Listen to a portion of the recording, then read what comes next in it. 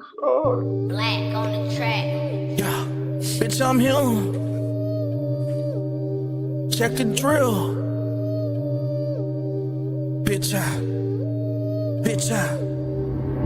I'm him. You know what's in it and it's on me. Check the drill. King of diamonds made it rain, shine, yeah.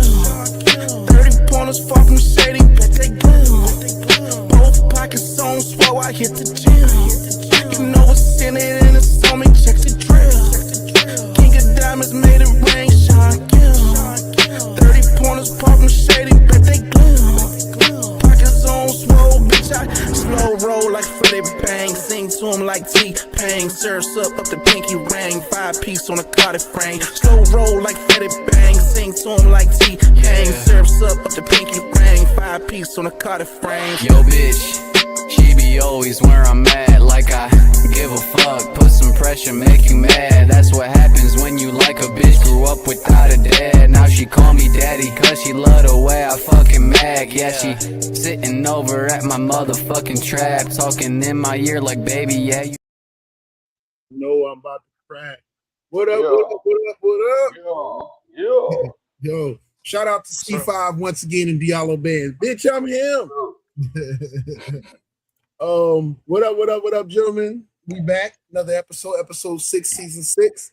We got Lambo in the building. Yes, we got Godless Reggie in the building, who always end up getting people on his podcast that he does and getting them running around. They came without God. They show you left and went to go find one. And we got the one and only, the extraordinary Mr. Don't Sleep on Tennis himself. Mr. I'm traveling the world. Mr. If I see it, I'm going to film it. I fly drones, and Toronto loves to have you back all the damn time. D80. Coldest winter. Oh, you silly. And we got other people from the crew stopping throughout the night, so we're going to get the ball rolling. But first and foremost, good evening. Hello, gentlemen. What's new? Anybody got any exciting news? Anybody get charges dropped or beat any charges? Or y'all just living y'all wonderful life? Charges are still pending. He said still pending? No, it's going down. It's going down. I told him, we gotta get the show started because I can't stay too long. Okay. Well, first and foremost, I want to give a shout out to Big Reggie. Out here, he once again on probation on Facebook. Am I allowed to tell him why you on Facebook probation, brother? If you want to. I'm on TikTok probation too.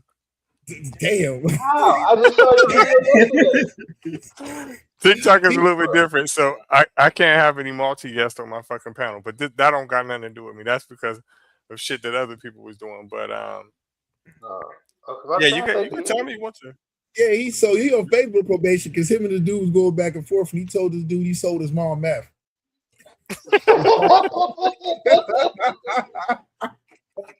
Hold on, what? Yeah, Reggie told the dude he sold his mom meth, and dude was, hey, Reggie him. That's all I can say. So what did he do to make them niggas that mad? That's some special shit, Reggie. That's some Pennsylvania shit. That's some Sharon line shit, buddy. Okay. Yeah. I don't know if dude was mad that like it was Reggie that sold his mom meth, or he mad because his mom was doing meth, or he probably really, I don't know. You get upset if it's I guess if your mama really on drugs, that would upset me. If she's not, I wouldn't care. No, it's not that he got upset. It's that Facebook don't like you saying certain things, and they don't like the fact that it's a drug. I fought it and tried to like explain the situation, just tell them like, you know, it was a joke. I really didn't do it, but because I said that, I really didn't do it. I can only imagine you trying to like to some executives like, bro, I promise you. Was it just blatantly saying his mom's on me? Listen, if you would have heard, listen, that's nothing compared to what I really was saying. So that's nothing. That's like Saturday morning cartoons. So I really don't even see why they tripping on that. It's just the fact that it's about drugs. Yeah. Well, why was you saying this stuff? Is the first of all point, man. Because listen, because some people. Why would any conversation go there? Right? Okay, I'm gonna tell you why. Okay, so there's like a lot of like groups and stuff that are on Facebook, right? And I also have a fan page. It's not my normal page. right? It's not my real name page. It's my Godless Reggie page, right? And so a lot of the content that I make, that's where I post it. And I post in these groups, atheist versus Oh, Christian. so somebody came at you. Exactly. He started it. I'm not gonna start with you. I'm just not gonna stop once you get going. So I he just need some decided, context. oh well, oh you guys are uneducated. Oh, you guys just grew up without a father. Oh, who hurt you? So you know I'm talking about a white person, right? Right? Damn. So I had to wear his ass the fuck out. Damn. Period. Okay, we can move on, man. We can move on. All right, so let's go ahead and get it started. First thing we gonna jump into is going to be in the news. People say I talk too fast, move too fast, live too fast, ain't no such thing as too fast. Say I talk too fast, move too fast, live too fast, ain't no such thing as too fast. It started off with Jeannie Buss refuses to sell the Buss family's stake in Lakers in the most recent purchase by Bob Iger and Jared. No, not Jared, but is it Jason Kushner? And by the Kushner family and Bob Iger. And so they before in the previous sale with Ingram, the Lakers kept a small percentage of it. But now that they want to sell it, and I believe they can make another $5 billion off of this sale if they sell it. And all her brothers have voted to do it. But Jeannie says no. She doesn't want to sell the final stake they have in the Lakers. Any thoughts on that? Well, So why do they need? I get it. I get it, but No, you're good. I get her point, but at the end of the day, like you can't live forever. You can't live forever. They're going to answer your question, Lamb. The reason why they need her vote is because really her father left the team to her, not them. He left it specifically to her. He told them that he wants her and Magic Johnson to run the team. That's what he said. So ever since then, it's been a problem, right? But she's old as fucking well water. You can't live forever. Sell the shit. Stop the fight because she can't take their percentage away from them, right? So it's just she's the one that's in control of the situation. Give it up. I mean, what more you got to prove?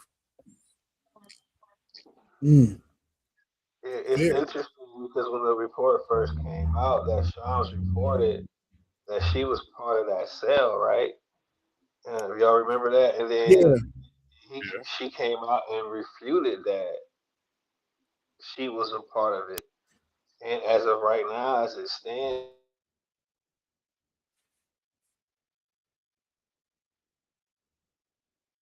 Yeah, you there? We can Oh, hear Yeah, I thought it was just me. Yeah, he went. Now we can hear you a little bit. You went mute for a second. oh, I'm sorry, my bad. I did it closer. This mic is tripping. No, what I'm saying is, I don't think the truth has really come out because even though she refuted Sean's report, remember? Yeah. He's sticking by what he reported. So that still has to be ironed out, y'all. So we can be looking at a situation where she actually did comply and renege. I'm just saying, I don't know.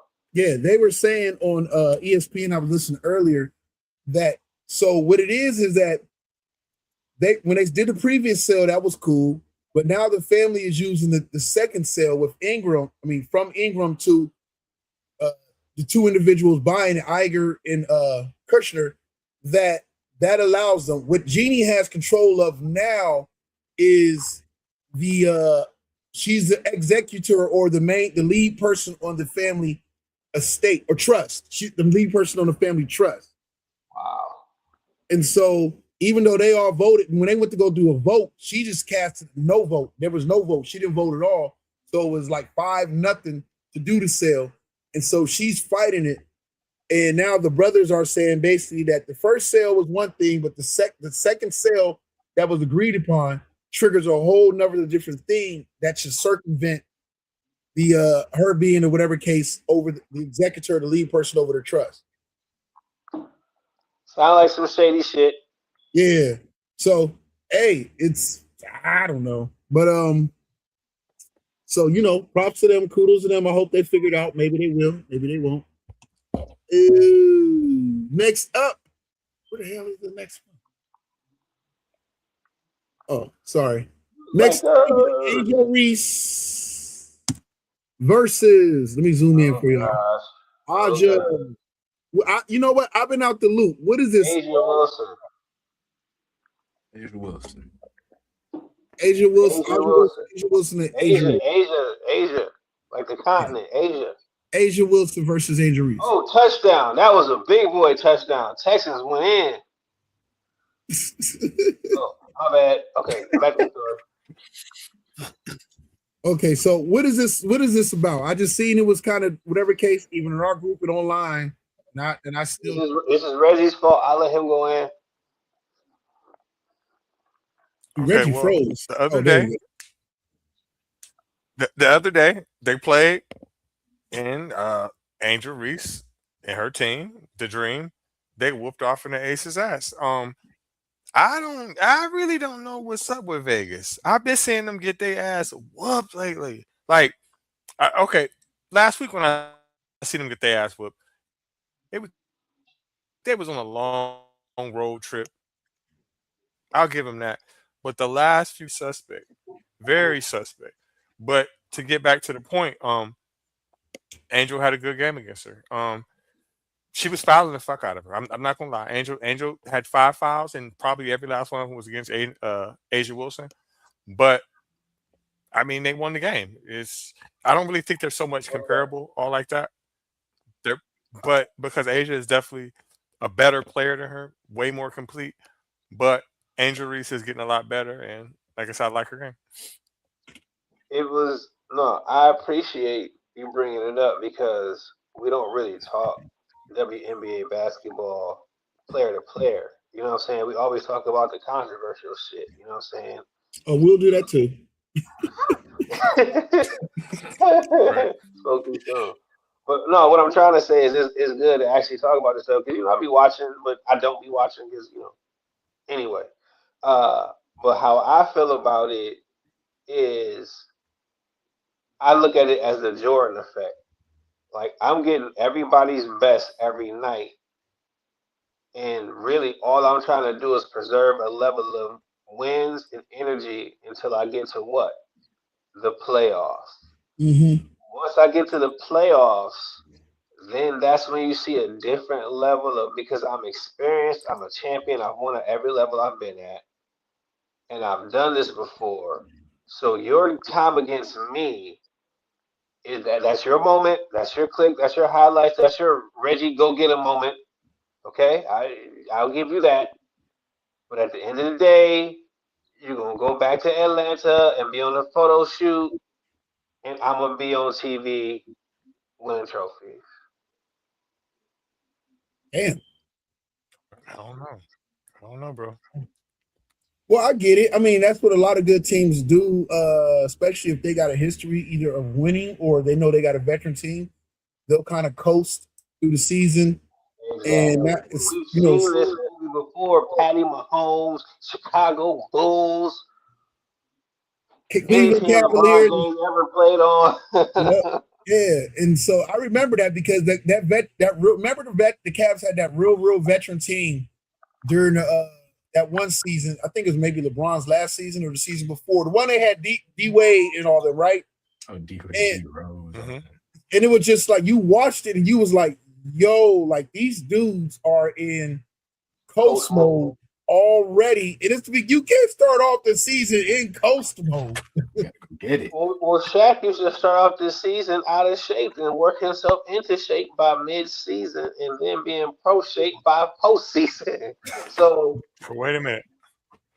But wait a minute. Y'all forgetting about there's another factor in this, right? Y'all are forgetting about the Minnesota Lynx. I'm telling you right now, Vegas, they can't beat them. They can't beat them. They cannot beat them. Have you seen them play against them every time they played them this year? They beat the shit out of them. They had that My girl, rookie what I this year? call her, Point Geek. Point Geek, yeah. I'm not Yes, they saying have you're it. wrong. All I'm saying is that when it becomes postseason time, it becomes a different ball game. That's all I'm gonna say, and we'll see what happens then. That's true. That's true. That's true. I get that. Oh, next up, while we're WNBA, let's talk. I thought I put it in here. I know. I don't even know. I don't even want to know what the next topic is. Oh. Oh, you know what? No, next topic. No, we're gonna stay WNBA while we're there. I got it back up. I can't see it. Sophie Cunningham was the only one from her team who stood up with her hand over to her heart during the national anthem. The Atlanta Dream didn't even bother coming onto the court. Of course, you know that right now in this political climate, that they love to find somebody to paint as a martyr or as a hero or a victim. Just depends on what kind of narrative that they're trying to push. And right now, Sophie Cunningham, I don't want to be ignorant to say white America. I'll say right America has found a new face. Hang on. Before we get into that, Reggie. Reggie. I'm here. Was there any report about the Atlanta Dream boycotting the anthem? Yeah. Or boycotting anything? I haven't heard anything about it. Nothing. Not that I'm aware of. Nope, I ain't heard nothing about it. Yeah. Okay, then that's all I'm gonna say about that. Oh yeah, we know what's the deal is, because we can even tell from the way that this was wrote, was the only one from her team who stood with her hand over her heart. Like he threw the stood word in there too, even though everybody else on the team was standing, and you can see clearly in the photos, even most of the people in the audience, the attending the game were standing, but everybody didn't have their hand over the heart. So in Atlanta Dream, it's Atlanta Dream, right? Yeah. They have a habit of not coming out at all during most of their games during the national anthem. Why? But why is that a big deal? Like, okay, if I don't want to stand for the national anthem, I'm a man. We're talking about women right now. I'm a grown man. You can't make me do any fucking thing. Listen, the older I get, the more I start realizing programming, right? Yeah. They're brainwashing you to think a certain fucking way. It starts in school. I pledge allegiance to the flag of the United States. Listen, do you know what you're saying? Do you know exactly? Listen, what you're saying and what you're doing by doing this, right? You have to stand on everything that the United States is about, right? So what you're doing is you're saying you're happy for it to happen. You're happy that these people stole this stuff from people. You're happy that these people aren't allowed to use people, right? You stole it. So now that I know that shit, it's just crazy. Hold up, wait, no, see, nah. Okay, hold up, wait. So here's the difference. What you're talking about, Reggie, is reality versus pledge. Now, when this country was quote unquote founded, right? If you look at the Declaration of Independence, all this information that they put out there is, we're all equal, we're all one, there's no king, nobody's going to be over another person. Those are the principles that the Pledge of Allegiance is pledging to, not the actual actions of the fucking country. So I get what you're saying, and 1 and 2 can be looked at as the same, but it's not. It's just like the United States military. If you're in the military and you're typing in fucking Taiwan and somebody drops a bomb in Afghanistan, is that your fucking fault? Nope. Exactly. It's not your fault, but you represent it, though. Wait. Exactly. And because you're an American, yeah, you represent it, even if you never even pledged. But the point I'm trying to get at is it's two separate things. It's one separate thing for somebody to be dropping bombs in over for whatever reason, but then you get blamed for it because you got the same garble. I mean, same military thing. No, it's not. But it's looked at like the same, Right. but it's really not. I get what Yeah. you're saying, but at the same time, why is it an issue? Why is this even a talking point? Right? Why does anyone care about any of this? Right? Because And the reason why is because they want you to be cadets and do what the fuck they do. That's why. right, and it's close. It's propaganda season. It's about close to midterms. Propaganda. Yeah, it's all this propaganda they want to spread. They want to get you. They want to get folks arguing and riled up, and they needed a face. Oh, easy bait, man. It's so easy. Yeah, So and they needed a face, and she fits. I hate to say this, because she's Yes, she what's does. the word I want to do? She's playing to it because she's become so freaking popular. In this now, become like a hero or a martyr for one side, so she's playing and going along with it. But come on, man, blonde hair, blue eyes, Mrs. All American. I feel what you're saying, but Jamar, any player that said what she said, they're gonna use as a pawn in that. It like you said, it just so happens that the way she looks fits that narrative, right? But that's just a facade for people to get excited about, right? Mm-hmm. The real issues with the WNBA that I kind of want to get at one day, and again, this may not be the day because we do got a lot of topics, and this is like a fucking real topic, is the weight of, and I feel like not just Sophia Cunningham, but stars like Alyssa Thomas, her wife. I think what's her name, Brittany Griner, to a heavy degree. I feel like Angel Reese, even Caitlin Clark have all succumbed to the pressures of what the media has done with all of this, and they are not handling it well, and they're at odds with the commissioner. So the players are fighting the commissioner, the players are fighting the media, the players are fucking fighting each other, and a house divided against itself cannot stand. Sorry, Reggie, had to quote the Bible, but anyway, I'm just trying to prove a point that it's something wicked this way comes. Yeah, Lamb, you got anything to add to that?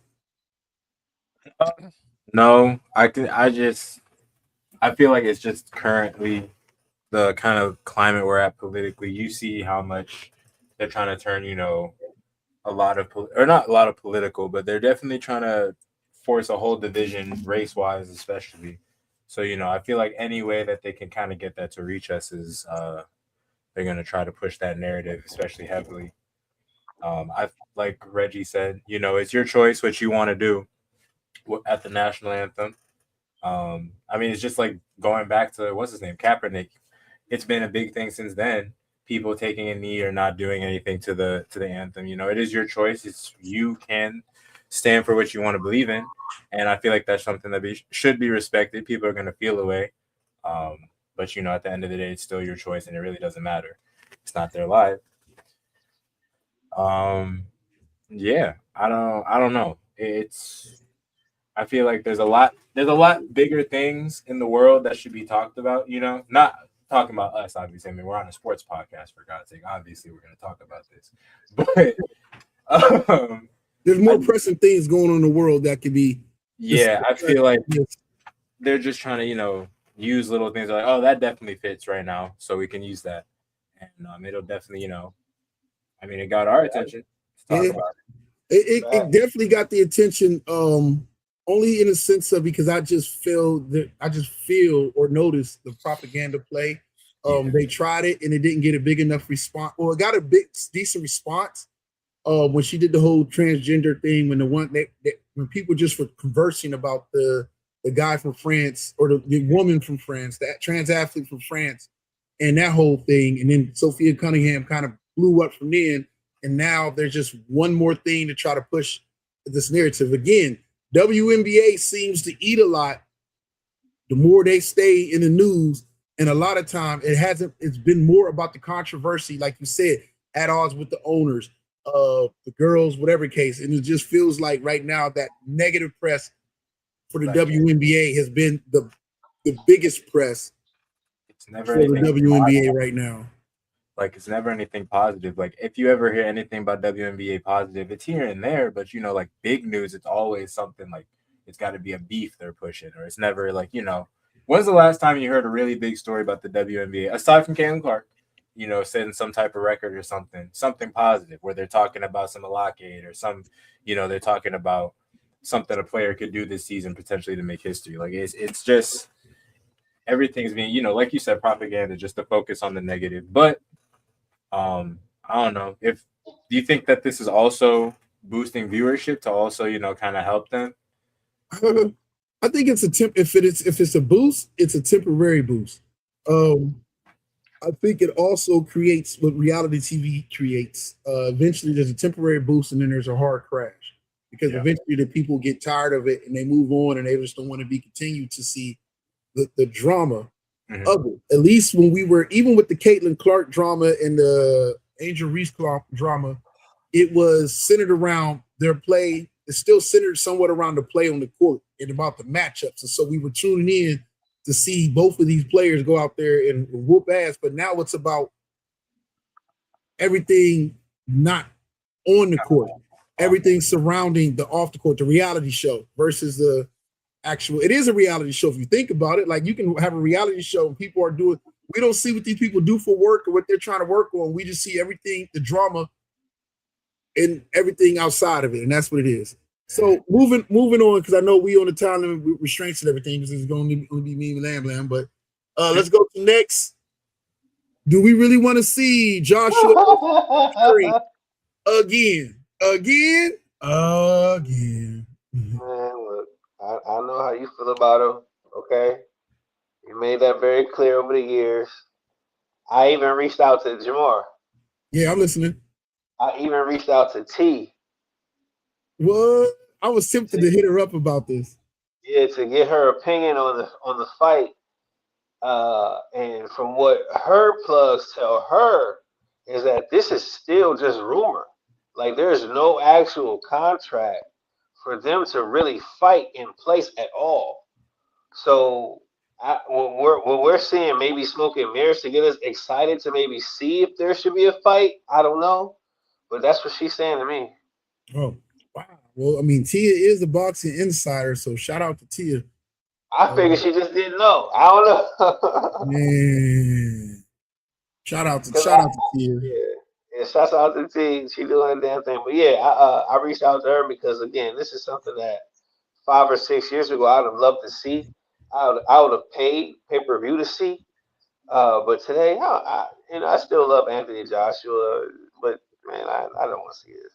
Yeah. All right. Next up, let's jump into college football. This is not a test. This is your emergency broadcast system announcing the commencement of the annual purge sanctioned by the U.S. government. This that make it go dumb shit. Walk up on them and I ask them where you from, bitch. Yeah. This that make it go dumb shit. Boy, I go and pop the trunk, then. Yeah, this to make it go dumb. College football drops their AP drops their top 25 preseason poll. Yo, where we at, y'all? Yeah, I see started off. Wait, is Reggie's team? Oh, Reggie gone? Oh, he wanted to talk about what Penn State came in at.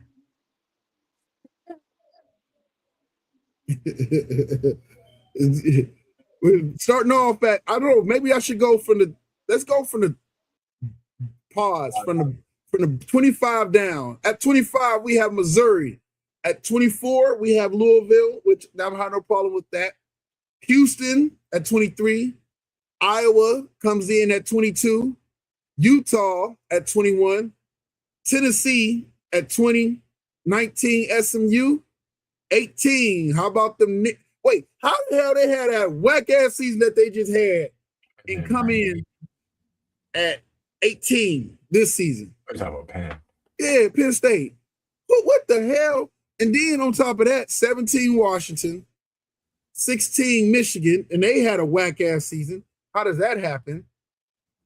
Tied at 14. I don't know how you got a tie at 14, whatever. USC and BYU.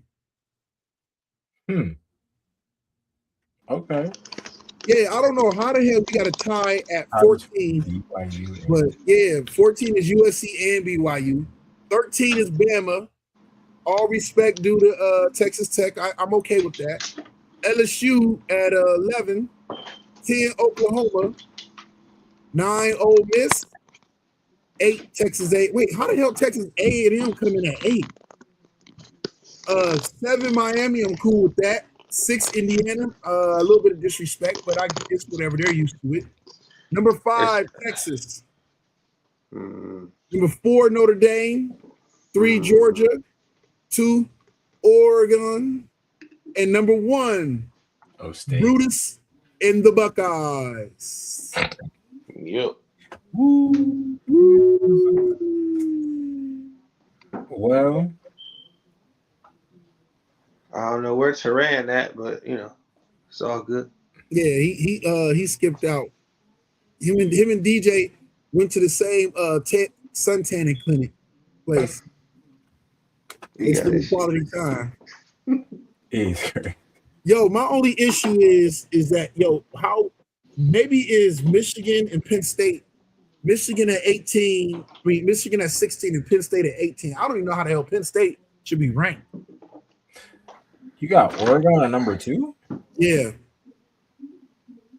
Penn State has one of the, well, as of right now, one of the more lethal quarterbacks in the Big Ten division. So that's strictly off potential. You feel me? Yeah. And defense. A lot of times looking at Penn State games, and my apologies, Reggie, I don't even know if he's still on. They don't have offense, but they still only be losing like 6-10 or 7-9. You know what I'm saying? Like it's just it's sad because they have such a great program and such great players, but have to what in the past have been no fucking offensive game plan except for we're gonna run it down their throat every fucking day. that don't work. We're expecting them to actually have offense this year. You know what I'm saying? We're expecting numbers, right? Right. So you should, and again, you know, this is first year, but you should see a different Penn State this season, and I wouldn't be surprised if they turn heads. Facts. I can live with that explanation. I mean, I don't agree with it, but I can live with it because it makes sense. So it's hard to argue against some shit that makes sense. No, I want to see it because I want to see it too, but I've been watching, man, and again, you know, in previous years, I was like, man, all they got to do is just throw the fucking ball, but they wouldn't do it. Now, to Ohio State's chagrin, great. To a lot of teams that whoop their ass, great. But now that's not even a thought. Again, they're trying to open it up. So I just want to see what that looks like. And to me, I can already see it. It looks like it's going to be at least 1 or 2 more wins this season. Lamb, you got any other thoughts on it? No, not really. I was just trying to do some research on Penn State's quarterback. Yeah, man. Was it Rocco Beckett? Is that how you pronounce his name? Yeah, man. Rocco Beckett. I'm not gonna lie. I have been under a rock. I am not aware of his game. Yeah, he's again. It'll be his first year in this system, so I mean, there's always kinks or whatever that may be. But again, man, if they could just throw the fucking football, it'll be fine. And I think they know that, but we thought they knew that for the past 5 years, and they just never did it. So, well, it might happen. I'm seeing that they're calling him Golden Arm. That's I don't know about all that, man, but the dude can sling it, and again, that's what you need in the Big Ten. That's what you need, period. And I don't mean to belabor a dead horse, but I was just trying to say, you know what I'm saying? Yeah. Next up, we have Paul Feinbaum was on TV, of course, being the usual hater shit. that he is. But he was saying that he was having a discussion about just how stupid Urban Meyer is, which created a whole nother discussion about Urban Meyer being ranked as one of the greatest football coaches of all time, and especially when he was coaching, they considered him second best coach in some circles and opinions to only Nick Saban, which brought up the discussion about where does Urban Meyer rank all time amongst college football coaches, and there being some great ones. Why is this zooming out? Yeah, I can't see that. Yeah. But I already know what I want to say though, but I can't see it. So on this list, it says Nick Saban at number 1, number 2, Bear Bryant, number 3, Kirby Smart. What the fuck? No. 4, Joe Paterno, number 5, the late great Newt Rockne, number 6, Barry Switzer, 7, Woody Hayes, 8, Urban Meyer, 9, Tom Osborne, 10, Bobby Bowden. There is some. I'm cool with Nick Saban and Bear Bryant. I understand who Bear Bryant is and what he meant to coaches and whatnot. I think the top coach award is called the Bear Bryant Award. Mm-hmm. Kirby Smart, fuck no. Kirby Smart is not in front of Joe Paterno, nor is he in front of especially not Tom Osborne, bro. The GOAT.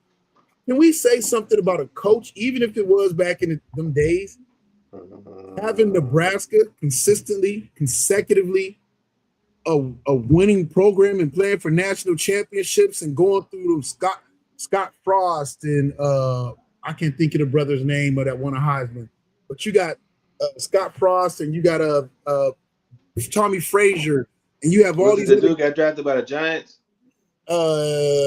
Shit, with the dude's name. The running back.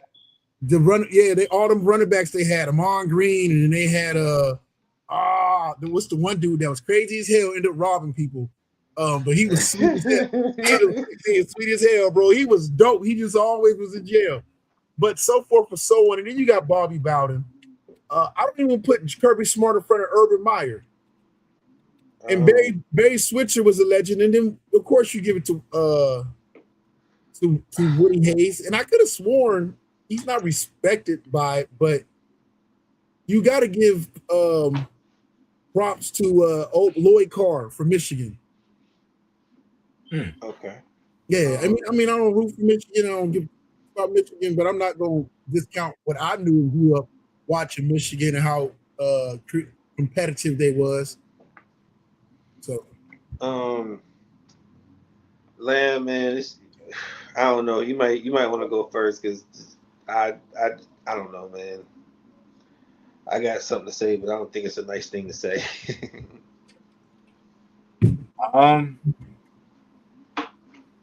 I'm gonna let you go ahead, man. Listen, okay.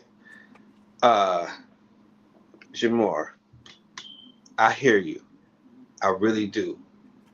And a part of me wishes that college football can be just how you explained it, right?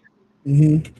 But when you have a person like Joe Paterno on any list in anything, disqualifies you from anything or any opinion that I would ever want to hear. I'm sorry. They fucking rape players. They raped players. We talking about a list? You have people on this list that done some crazy shit. And we talking about a list? Dude's wild. So, and I'm not being judgmental, to be honest with you. I'm just telling you what the facts are. And when I look at that, and I look at Urban Meyer and all that other stuff, it's so much, and it was other people on that list that you mentioned too that I'm not gonna get into. And then the whole Nick Saban, pretty much buying players for 15 years and we didn't even know it. All that stuff coming out. I'm not going to even get into that, how that should disqualify him automatically from any fucking list, because based on the NCAA rules previously, he would have gave up every fucking Heisman, every national title. He'd have walked the plank like Reggie Bush did for 6 years. I mean, no, how many? Not 6 years. How many years was Reggie Bush in the NFL? I don't know how many years he did, 6, 7, 8 years maybe, but yeah, I get what you're saying. Okay, well, yeah, okay. And again, I'm not going to belabor the point. I'm just trying to get to the point that if things were how you say they are, which was surfacial facts, I would think that Urban Meyer would be a little higher on this list because he won multiple championships at multiple programs, and to me, that means something. Now, granted, he went to a couple of loaded programs, but it means something. Okay. I guess the only pushback, and it's a small pushback, but still agreeing with you. So let's say I agree with you say, right? With everything you said, and even with calling out Paterno, although the things that happened, old boy was not a coach. Old boy was not a coach when it happened. But the things that happened at Penn State, he was a coach at Penn State, and he knew exactly what happened. Jerry Sandusky, when the things that happened, they got called out, brought to the light that everything that he was charged with, he was not a coach at the university. I'm trying to tell you, he was a coach, and he knew everything that happened. Say what you want, he knew. We'll go into the whole thing. That's neither here nor there. The thing that I say that all these guys, it's a reason. It's a reason the way he went out, It's a reason, and they know it's a reason. They say that all these guys all share something in common. They probably all got some dirt and smut to their name. It's not about probably. I'm just mentioning the people that do. No, I'm not circling back to you. I'm not going to argue against you. I'm just sitting there saying they all have dirt to their name. They have players that did some crazy foul shit. The things that happened. That wouldn't be dirt on the coach. Something the player did some foul. See, you trying to be slick? No, I'm calling out certain coaches. I'm not calling out probably situations. Could have been situations. I'm talking about situations that came out and factually fact-checked that these motherfuckers did it. It's simple. It's simple and plain. So I'm saying that they all have something to their name. All of them have smut on their name. Things that have happened to their programs in their programs. We don't know that. We do know it. We do know the number of players. All of them. We do know either the players have done it or the coaches have done it. We do know that Woody Hayes went out there and punched the shit out of a player from another team. We do know Kirby Smart got like the highest arrest record for players on a football team. Punching another player from another team, that to me, raping players is different. All I said is they all got something on their name. This list that's not something to me. But to you, it doesn't matter if it's just only to you. Did the player press charges? Did he get, you know what I'm saying? Like, I'm not arguing in favor. I'm not arguing. This is not an argument in favor. It's levels to this, and I don't think you see that. Of Joe Paterno. What I'm telling you is that they all share something in common. They all have different things on their records. We all heard about what was going on at Florida, where Urban Meyer was there, and what the players was doing, and the different bullshit that was going on. We know about Bobby Bowden and the cheating and the players getting the clothes and illegal hookups. We know about, again, Nick Saban, what he's been doing. Again, Woody Hayes. Again, Joe Paterno, Tom Osborne, all these different guys. Yeah, I don't know anything about those guys. Well, I do. What I'm sort of saying is that all of them have something on their name. Unfortunately, exactly. Well, I don't know because it must not be that wide. No, because I don't know anything about that shit. So, like, I'm trying to tell you, what I'm trying to tell you is when you give me a list like this, I don't see a whole Hall of Fame situation. I see something totally different. And that's fair. You are entitled. And I'm not trying to fault every coach on the list because I don't look at every coach on the list. I just know what I know.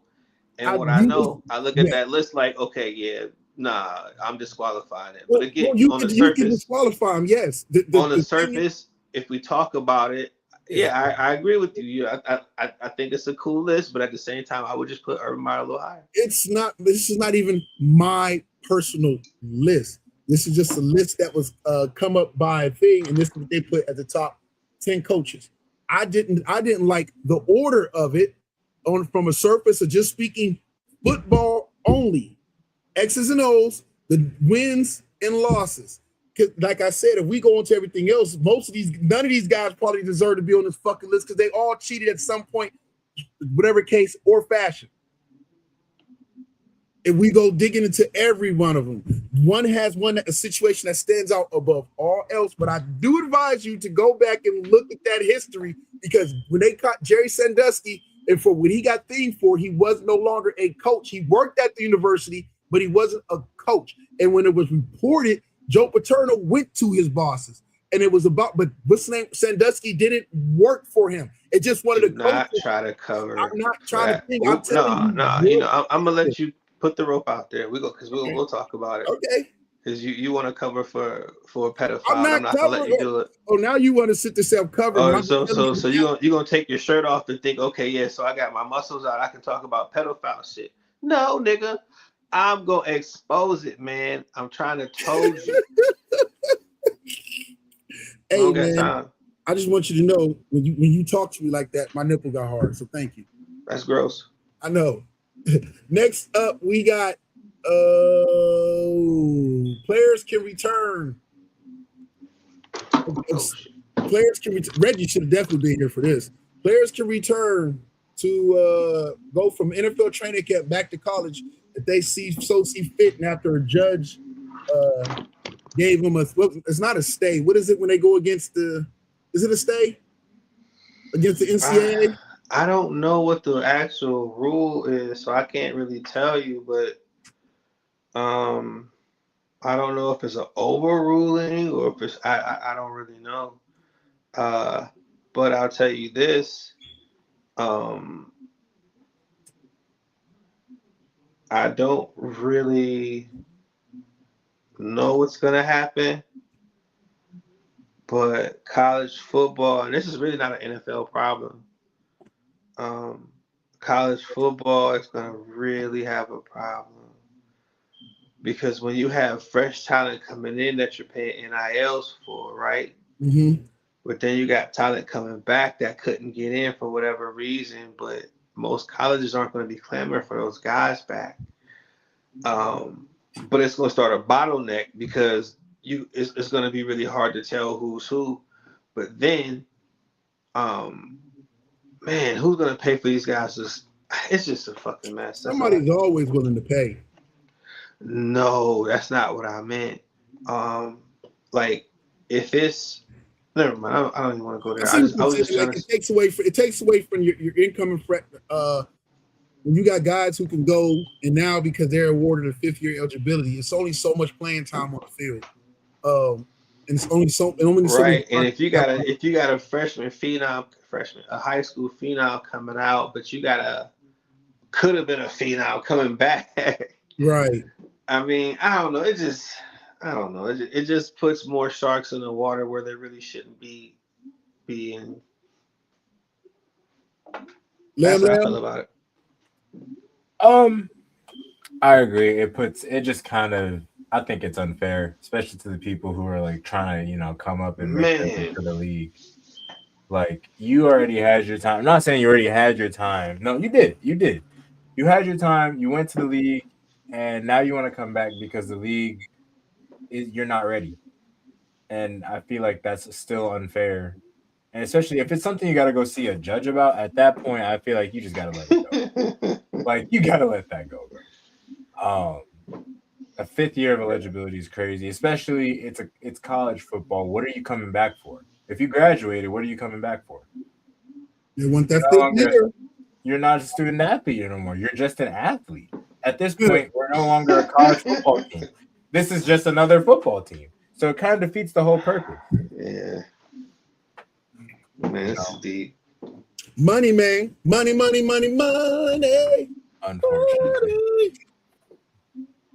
Unfortunately. It's unfortunately it's about the dollar. If it ain't about $1, what the fuck is I'm about $1, what the fuck is 50 cents? Man. Next up, sad. Let's go ahead and we got a couple people for NBA. We can go real quick into it. We don't even have to play it. NBA, and let's go with. I ain't even gonna play the intro. Let's go straight into it. Kawhi and Steve Ballmer cleared, and now the trade can go through, and Kawhi can go to Toronto. I don't know, man. I think my personal opinion, I have no proof. The speculation and energy is that what they were accused of, they did. I feel that the NBA came to a realization that if you go hard on this, which you should have, but if you go hard on this, there's like no coming back, and it probably opens the door to this has probably been going on a lot more than we realized. Like other teams too. Other teams been doing it, and so sometimes they decided it's better for business, better for the logo, that they let this go. That's deep. I don't like it. Lamb. It definitely has to be going on elsewhere. I mean, like there's a whole league, especially on top of that. You've seen what was going on with Terry Rozier, Chauncey, all of them. Like that's just the tip of the iceberg. Yeah. Especially Vegas getting involved in all this. I'm not trying to be a conspiracist, but I'm just saying Vegas got involved in sports a lot more, and all of a sudden we started hearing a lot more about a bunch more people, selling their games to make some money, as if they're not already paid hundreds of millions of dollars to do what they're doing. So, I mean, it's crazy, but I agree. They definitely let it go. So, because, it's like if we take one down, we got to take them all down. And they're probably not even going to have a league left after they do that. So, yeah, I agree. I think what Jamar's saying is pretty much on point. What I don't know is what independent body or governing body will look at this and say, hey, we need to take this to whatever, and have a real look at this. And that's what Pablo's report was for. His report wasn't to stop anything. It wasn't to get anybody fired or anything. It was just to expose what was going on. But when something like that comes out, and Jamar knows this fully, it's just a report. It takes investigators or cops, DT, whoever to pick that up, and then take that report and actually press or and see if it's actually real. And until an agency or jurisdiction does that, the NBA's like, man, we ain't touching that shit. Yeah, NBA been catching a black guy anyway for the gambling stuff and some other things. You can't, as a brand, you just can't afford this type of setback. Especially if they don't got to expose it. Mm-hmm. Yep. The smartest thing the Clippers did was box the NBA in the corner by trading Kawhi. That was the smartest thing, because now it involves a lot more with a trade involved, and it's like, yo, you don't want that negative eyes and then people to dig more and dig more. So let it go. Send that man on his way. Send out a memo to every team, further whatever case, and then just hope that you slow it down. Send out a group email, be like, we're aware of the recent actions that have happened in the league, but there'll be no more of that. Yep. All right. We got the Cavs make moves. One of their first moves was trading for Peyton Watson, and I was told they got Cam Whitmore in the deal too. Is that true? I didn't see his name. I didn't see it. Yeah, I went to go look for it, but my inside source, and I'm gonna throw his name out there because he fired if he lied. Strollo. AKA Javon Lenny Moore Sr. Whatever, let me stop. Okay, I was Go ahead. So, good move with getting Peyton Watson, man. Yeah. I'm for this move. I felt this move should have gave them a little bit more courage to make another move and not stay on with the other news that happened. But, I don't know why you hating on James Harden. Man, bro, we already got one James Harden on the team with Donovan Mitchell. Both of them disappeared during the playoffs. Man, you just hurt my heart, man. See, this is just not right. I don't want to mess up because I know you connected and you be partying, vibing, and rubbing elbows with these people now. You silly. All because you're a celebrity in the tennis world, open the door to the NBA and stuff like that, bro. But nah, man, Harden, the beard is not it, bro. The beard has not been the answer anywhere he's been. Okay, I hear you, man, but I'm hoping. I like the key word. But I'm hoping that what we'll need from him of more be like, instead of going throughout the season getting 25, 30 points, let's just coast, get to the playoffs, hit the max, and let's do it.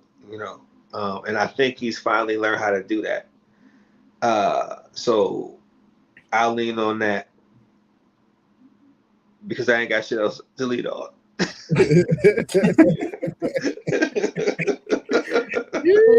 hey, that's where Lambo got that jersey hanging out with Harden. And then he got too much stripper glitter on his clothes, and he had to stop at Walmart and get something else. Hanging out at Lim Rocks in Cleveland. You silly. You a silly dude. He ain't even open no more, but shout out to Lim Rocks. Nah, it ain't open. Oh, man. Yo, man. Crazy.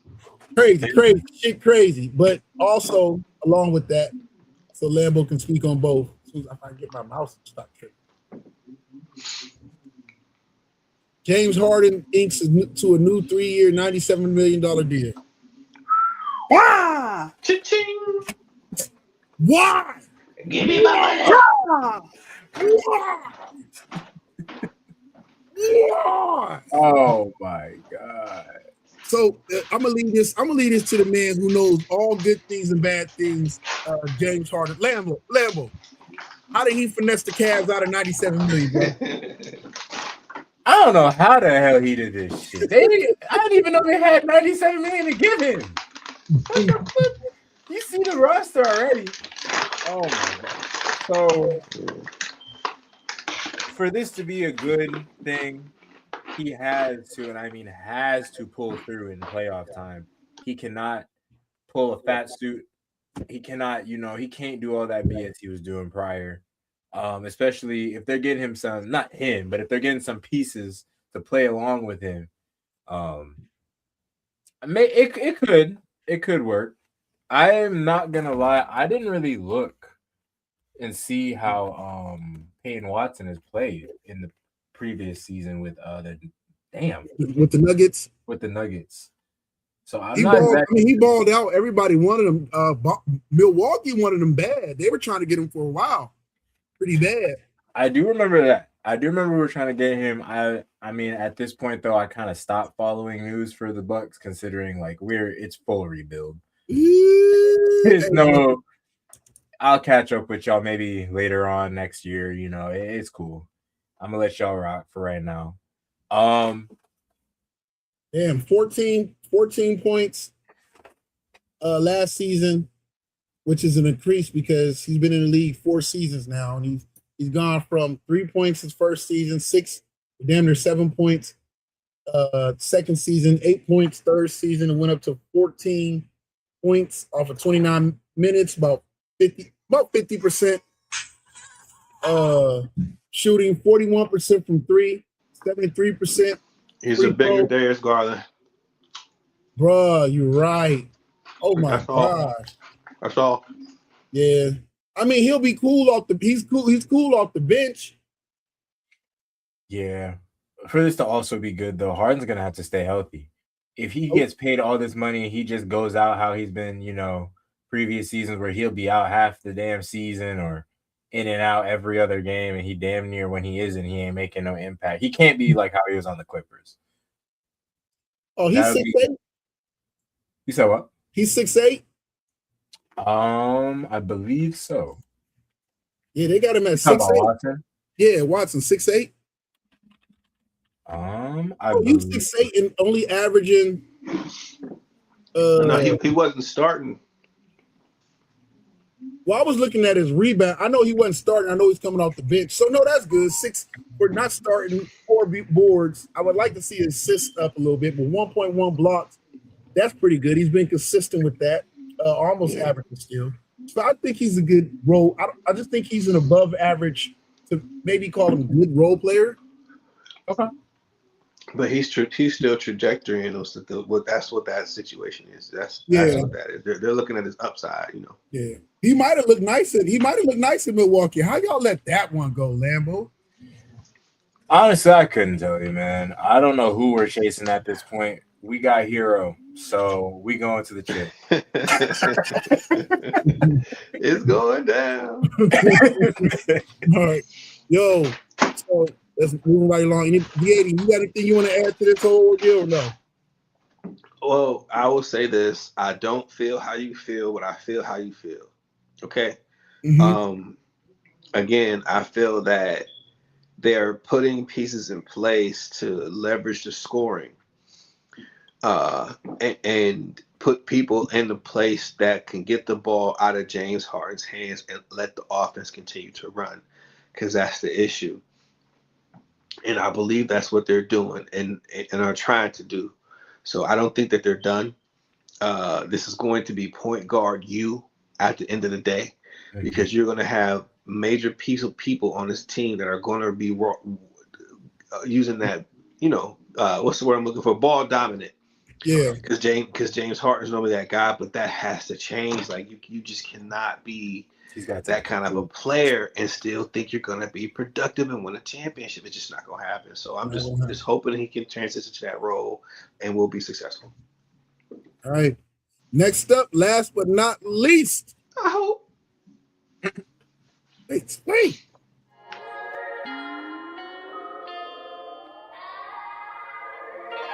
I just wanna chill. No fighting, no fussing, no cussing, baby. Tell me what's the deal.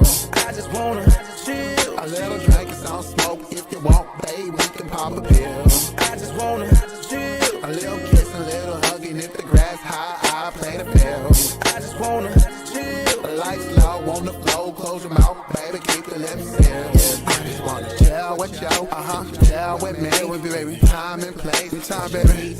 I wanna chill with you. I wanna time and place. I just wanna come home, relax, baby, ease my troubles. I've been grinding all week, knocking out these doubles. Got your man on fumes, gas tank past E. I just wanna eat good, drink, get off my feet. Yeah, you bitching me, my problems, girl, I clearly see. Yo, this is JJK, aka D80, and this is the Triple A podcast segment where we talk some tennis shit. And the tennis shit that I want to talk about is the #1 player in the world, my girl, Show Fade, Arena, the beautiful Terminator Sabalenka. She lost to somebody we don't even know. My girl lost like she took an L. Can't understand it. She lost in 2 sets to Sarah Balick. Who? Sarah Balick. Who's good? Do you know who that is? I don't pass the microphone. I have no idea. Is Sarah Balick. That's Balick with the Nike on? Yeah, in the white and in the multicolored top with the head thingy on. Yeah. And Sabalenka's on the other side with the fist pump, like, that's how they do it in the All right. So Balick came back 5-1 down in the first set to break the tie break, right? And then in the second set, she was down 4-1 and came back. Boom. Here's the deal. Beylik, 3 aces. Sab, none. Sab, 4 double faults. Beylik, none. Sab, 43 unforced errors. Beylik, 22. That is 51% more fuck-ups than the other player. Even Stevie Wonder, see, that ain't gonna be it. You ain't gonna win. You can't win. Sabalenka hit 39 effing winners. But with those kind of errors, her aggressive attack first style way of playing becomes a liability. But here's the real issue with the match. The beautiful Terminator's first serve normally is dominant. She can pound people, right? She can control the tempo of the match the whole way through. But with this, she couldn't do it. And we just couldn't understand why. Because Beylik isn't more powerful. Beylik isn't more skilled. Sabalenka lost because she couldn't control her power. 43 effing errors. That's the match right there. Now, I'm not piling on Sabalenka. It's not her talent. It's not the conditions. It's not anything like that. It's just focus. That's what happened. So now you got who you see on the screen here, Miss Sarah Beylik.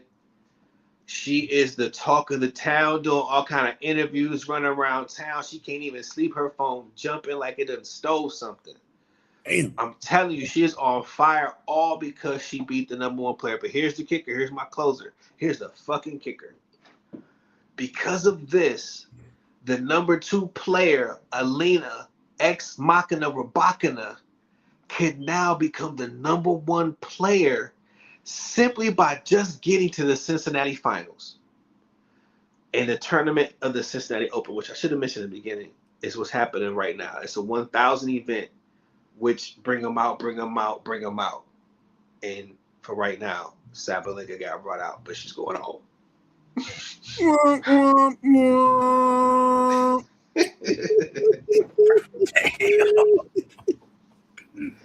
that's all I got. Go home.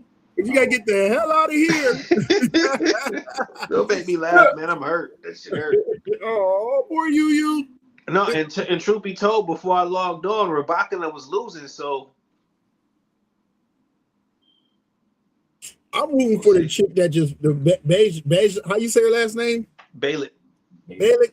Yeah, I fucks with her. Yeah, no, she's dope. But again, we just discovered her last night. Yeah, we did. Yeah, we did. Yo, that's wild. This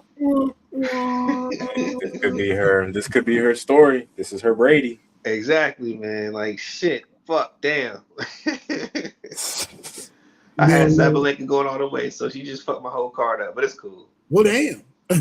You got it. Yo, I want to thank all those who tuned in and check us out.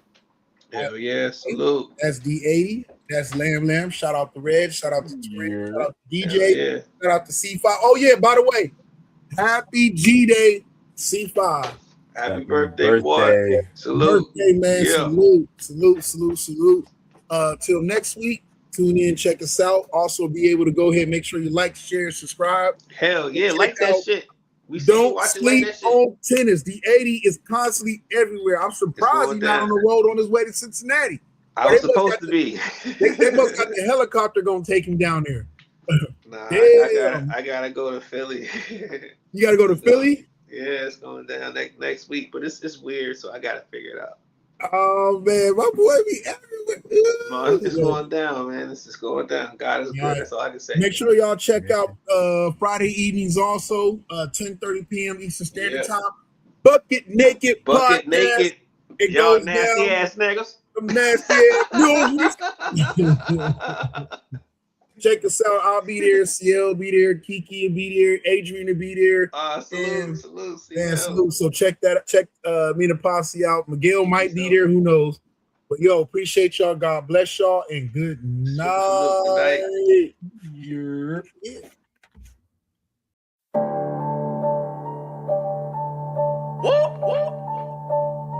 big checks, big deposits. I got it. Hey, run that shit up, Trace. Run it up. I got it. Run it up. I got it. Run it up. I got it. Big checks with big deposits. Run it up. Run it up. Run it up. Run it up. Run it up. Big checks with big deposits. Big bag what I be on. Play the corner like Dion. Hard code like Freon. No time for you peons. Pandemic ain't stop nothing. Apply pressure, I'm job hunting. Risk good, I'ma bop something. Fire on.